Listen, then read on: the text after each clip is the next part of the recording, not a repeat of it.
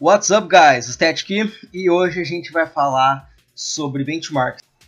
Guys, existem inúmeras ferramentas de benchmarks por aí, softwares, jogos, e aqui eu vou dar uma breve explicação sobre como são, defeitos, qualidades cada um. Mas o que são ferramentas de benchmarks? Benchmarks são usados principalmente como ferramentas de comparação e validação de campeonatos de overclock. São softwares que induzem o computador ou um hardware específico a uma situação pré-programada, que na maioria se compõe por rondas pelo cenário ou renderização de uma imagem pesada. Assim, eles dão uma pontuação no final de cada comparativo e, em alguns casos, até mesmo um certificado de validação. E, em sua maioria, não possuem patrocinadores ou tecnologias que interfiram para que uma marca tal atinja mais desempenho que uma marca tal.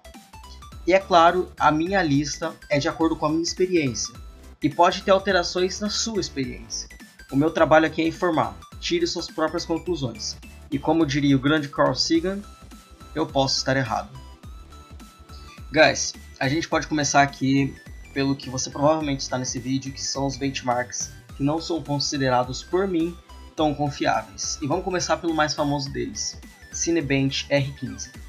Porque apesar de ele fazer uma pontuação de renderização, ele possui interferência da memória RAM e usa de um método de pontuação de acordo com o clock do chipset, que é um dos motivos pela pontuação exagerada em cima da Intel pela AMD nesse tipo de benchmark. Ele renderiza uma imagem feita no Cinema 4D, o pessoal aí do Minecraft sabe bem que software que é esse, e essa questão do clock chipset eu vou dar o exemplo de uma vez no grupo que uma pessoa, que eu não vou citar o nome, postou que o i5 a 4.6 GHz estava batendo o multicore de um i7 4770, que obviamente tem mais desempenho. Ele tinha feito overclock no chipset de, se eu não me engano, 1500 para 2200 MHz. Não são todas as placas-mãe que suportam isso, óbvio, mas isso é uma pontuação a mais que o Cinebench considera em cima de outro hardware. E esse é um dos motivos que eu acho que o Cine R15 não é tão confiável assim.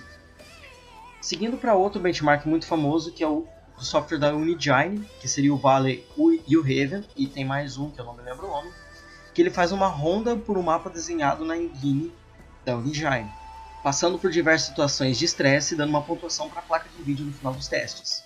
Só que ele roda na resolução nativa do monitor, ou seja, se você tiver um monitor de 768p e o seu amigo de 1080p, terão pontuações diferentes com o mesmo hardware.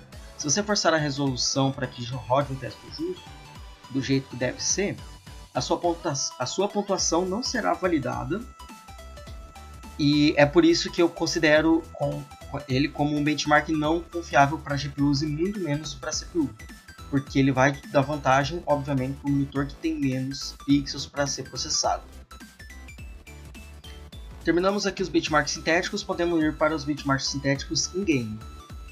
Começando pelo GTA V, o benchmark dele, a ferramenta de benchmark do GTA V, que é uma das mais utilizadas por aí.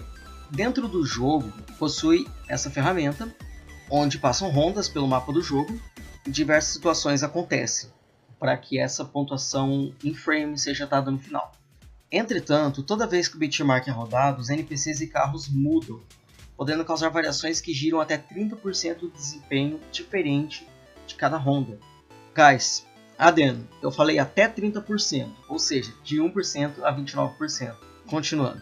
Apesar de muitos ainda usarem essa comparação, na minha opinião, esse benchmark é o mais fail in-game que existe. Canais como o Pepperai Hardware, inclusive, pararam de usar. Parabéns para o Pepperai por isso. E usam, claro, o método in-game para comparação nesse jogo. O próximo item da lista é o benchmark do Rainbow Six Siege. Quase ninguém sabe que ele tem uma ferramenta de benchmark. Ele serve sim para comparação de poder de fogo de um PC para outro. Entretanto, a diferença de setup para outro não é tão grande. Mas ele não serve para mostrar o desempenho dentro do jogo que você vai ter na experiência jogando. Como jogador com várias horas de gameplay, eu posso afirmar que temos situações complicadíssimas que não são mostradas ali. Por exemplo, o Cluster, que é o gadget do operador Fuse, onde ele fura a parede e lança 13 granadas de fragmentação dentro de uma sala específica. Ou flashbangs e smokes, que são extremamente pesadas dentro do jogo devido às partículas que a NVIDIA induz.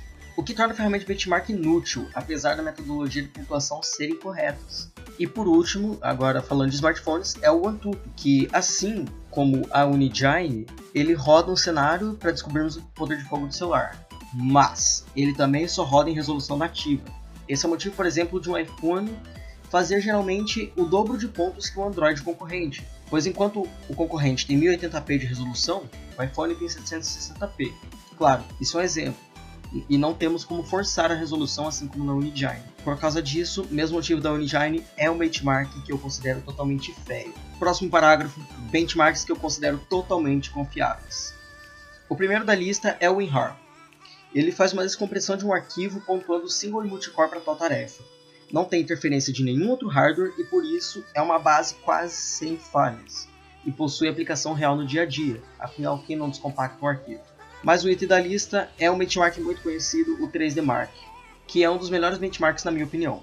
Ele roda uma série de cenas em resolução fixa de acordo com o preset, 1080p, o Extreme 1440p e Ultra em 2160p. Ele dá cada score detalhado e como cada componente se comportou durante o teste. É um dos, se não o benchmark mais válido existente atualmente. Ele também não é patrocinado por nenhuma marca. A gente pode partir para os benchmarks em game. O primeiro deles é o Tomb Raider / Rise of Tomb Raider. São jogos da Lara Croft, que é um dos, se não o benchmark em game mais válido que a gente tem para testar. Por fazer exatamente igual ao 3D Mark, é um dos, se não o benchmark em game mais válido que temos para testar.